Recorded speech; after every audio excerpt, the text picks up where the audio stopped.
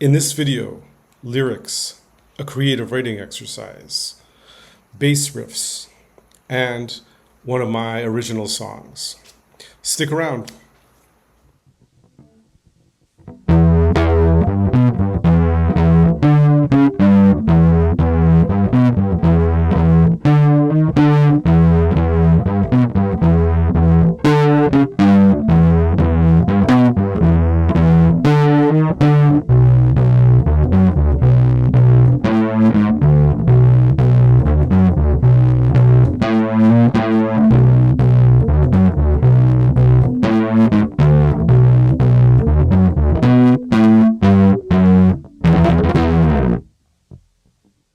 So in this video, I'll talk about lyrics and getting inspiration for songs from places outside of music.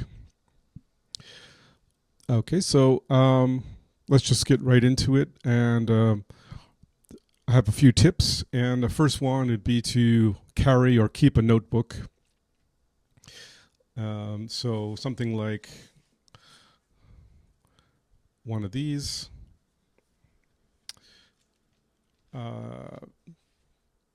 Or this one is from Japan. What is it called? I like both of these. This is an MD notebook. And it's a good size because it's easy to carry around with you. And it's thick enough that it lasts a couple of weeks or even a few months, depending how much you write in it.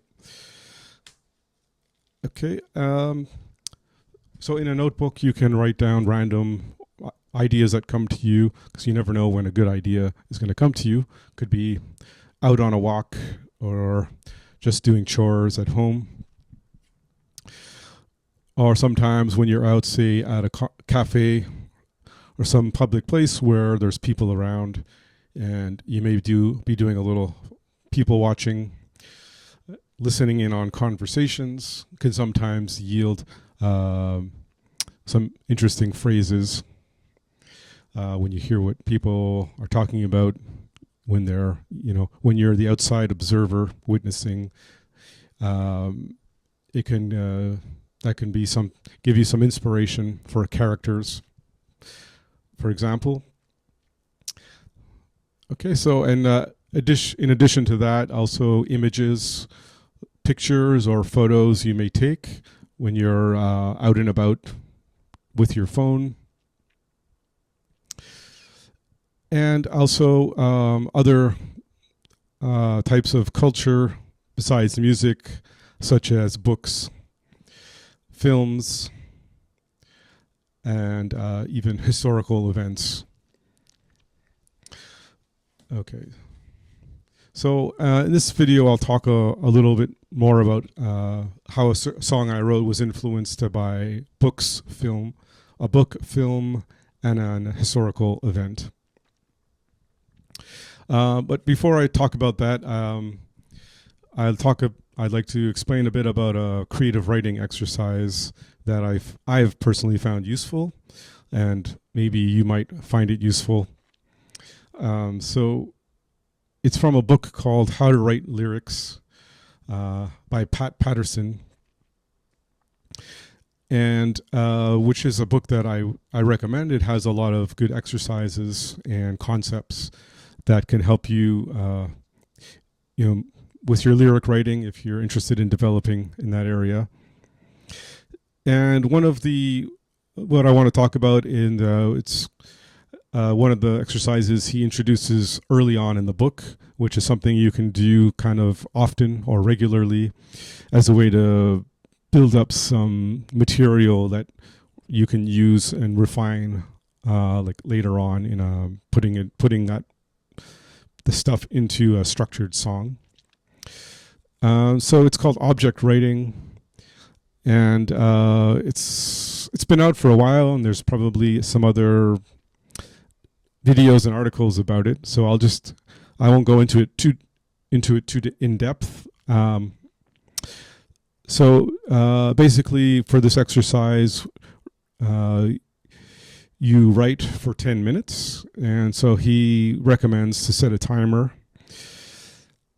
And then you free write about a certain object, and you can pick something that's, he suggests something that you have some contact with, something that could be in your home, like a piece of clothing, something from the kitchen, like a vase or a plate, musical instrument.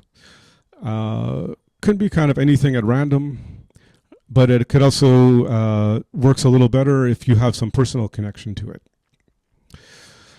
Okay, so once you've picked the object, then you turn on the timer and you free write. And the idea of the exercise is, as you're doing your free writing, to try to cover as much of the five senses as possible. Okay, so sight, taste, touch, smell, and hearing. Okay, so and when you write in this manner, when the reader reads this material, it helps situate them and pull them more into the story when you're appealing to the senses as much as possible.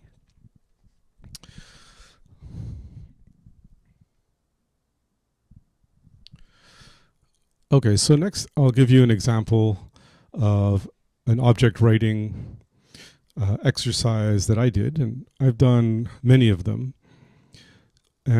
So this one is, I chose the object of sign.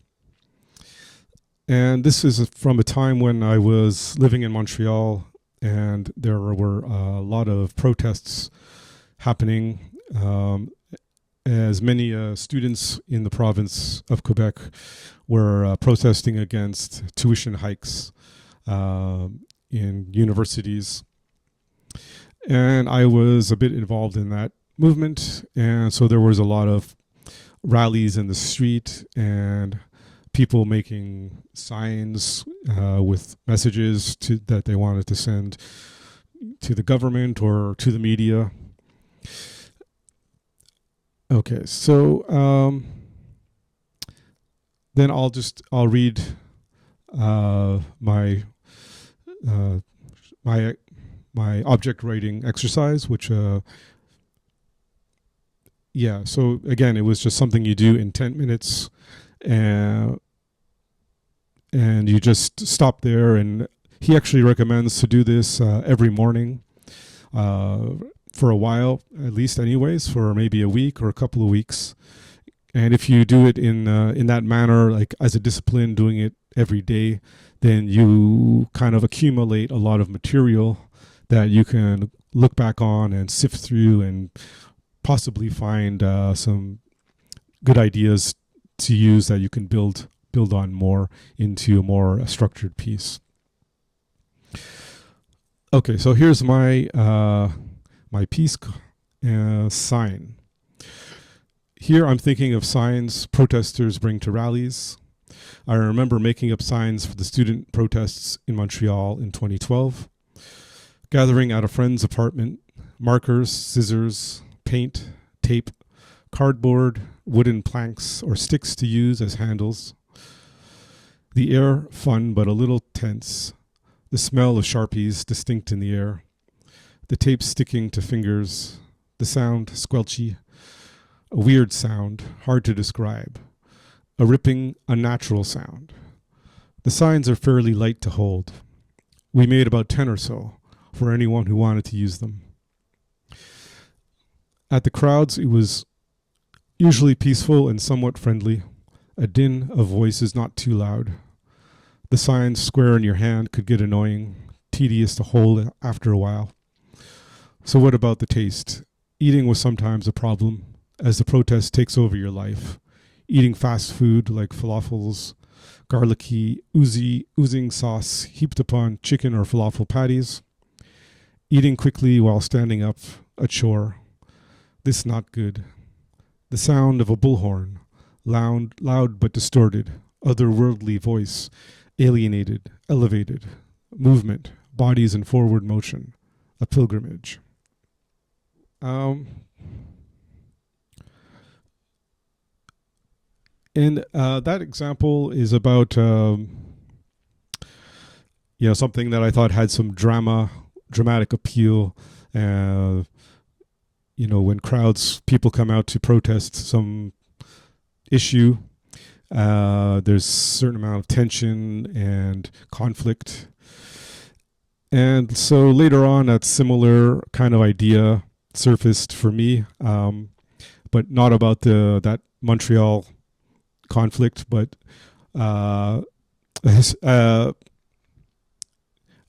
rather than that, historical event that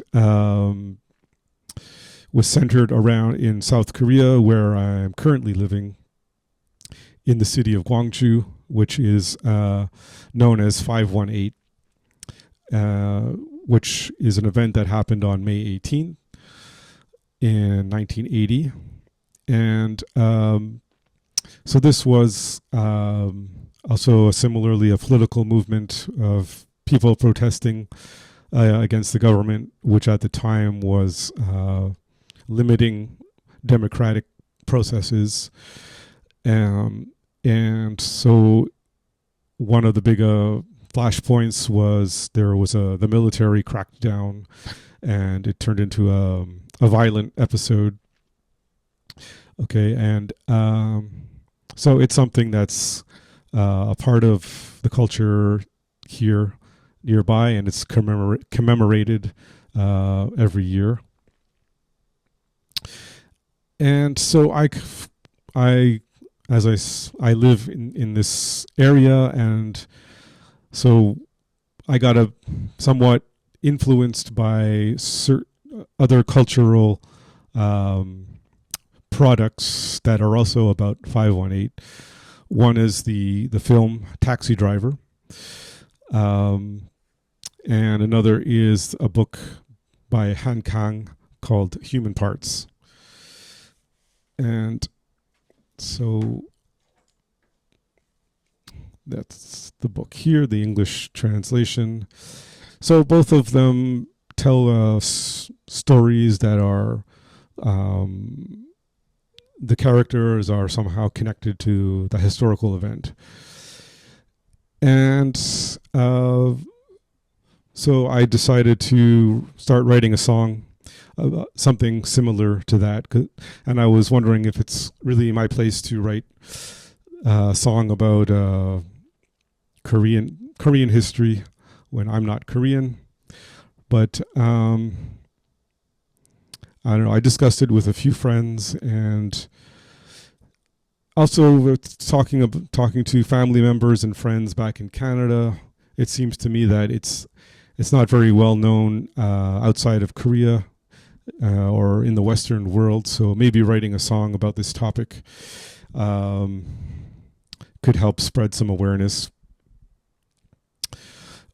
Okay, so the song then that I ended up writing is called Long-Term Karma.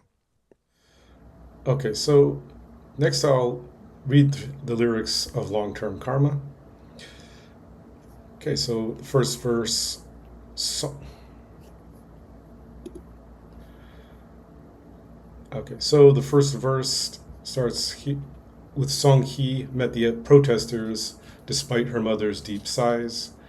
She held her sign, "Soldiers get out," with fierce pride in her eyes. You gain or lose your karma by the choices that you make. To your own self, be true, no matter what it takes. Dong-hyun stayed up late to clean his M16. Next day he marched and did push-ups. Looked up at the May sun, he said, "Should be an easy mop-up." You gain or lose your karma by the choices that you make. To your own self, be true, no matter what it takes. Okay, so here I've set up the story to have two characters. One is the protester, Song Hee, and the other is a soldier, Dong-hyun. Okay, so then we get to the bridge, which is sort of the conflict point. The crowd amassed at the park Taeguki draped coffins shuffled. Dong-hyun's mean black eyes took aim as Sung-hee's shouts got muffled. Sung-hee never came back home. Her mother's wails whipped the streets. Dong-hyun got a shiny medal. On an oak desk, he kicked up his feet. Okay, so now the story diverges from realism, and I decided to kind of go for a bit of a weird sci-fi style. And so we go into the future and the idea of reincarnation. Okay, so next stanza, reborn in the year 2084. Sung-hee's mind shone like a gem. She rose up through the political ranks, became a chief at the UN. All right. Then, strolling down the street one day, a rat crept out of the gutter. Sung-hee recognized the mean black eyes. Pathetic fool, she uttered. You gain or lose your karma by the choices that you make. To your own self, be true, no matter what it takes.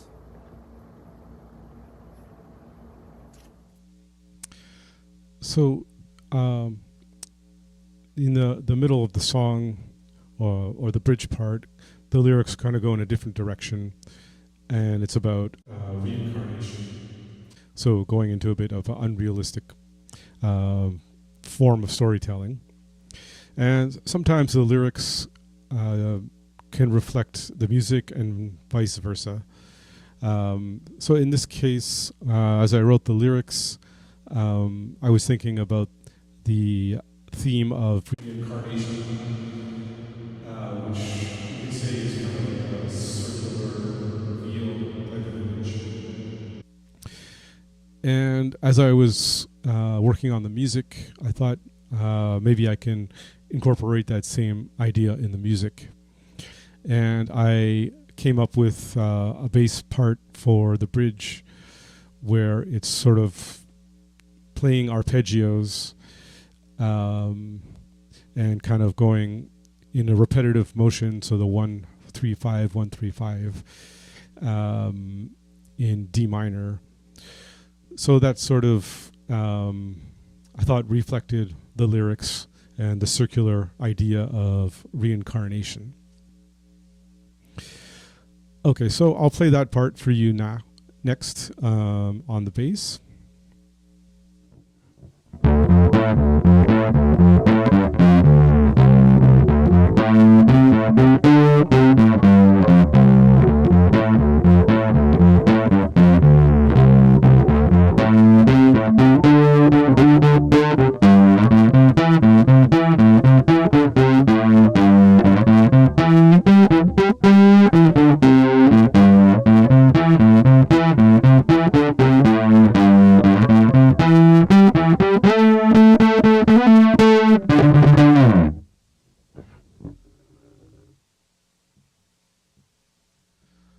Okay, so that about wraps up the video. Thanks for watching. And I'd love to hear your thoughts. If you have any comments or any questions about songwriting, please leave them in the comments below. And lastly, I'll let you know, I'll show you the finished product of Long-Term Karma, which was recorded with Malarkey. So the full band recording that was mixed and mastered. And if you like this kind of content, then please feel free to subscribe and click a like. Why not? It helps the channel. Okay, thank you. Bye-bye.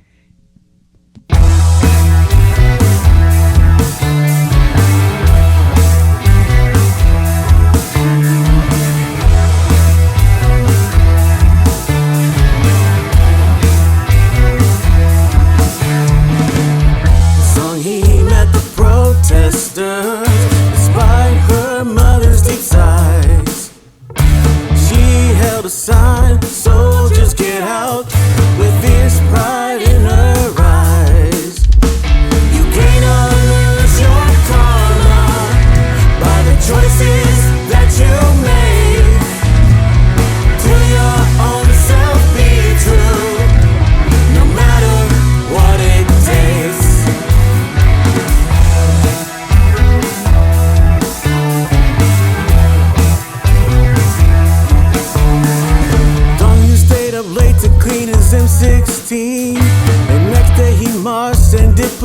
ups.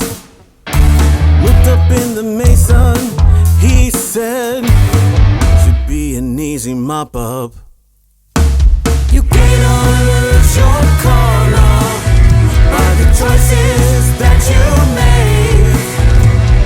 To your own self be true, no matter what it takes. The powder mask at the park, a cookie draped coffin shuffle. Young hands, mean black eyes took game. Song he shots got muffled. Song he never came back home. Her mother's wails whipped the streets. Young Han got a shiny medal on an oak desk. He kicked up his feet.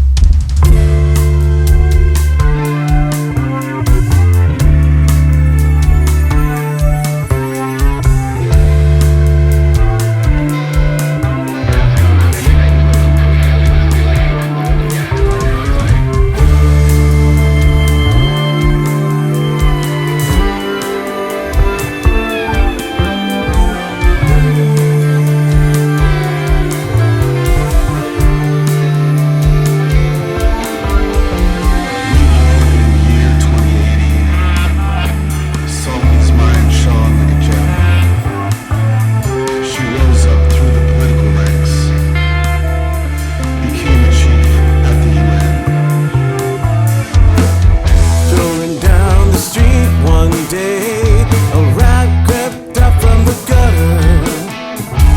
Song he recognized with mean black eyes. Pathetic fool. She uttered.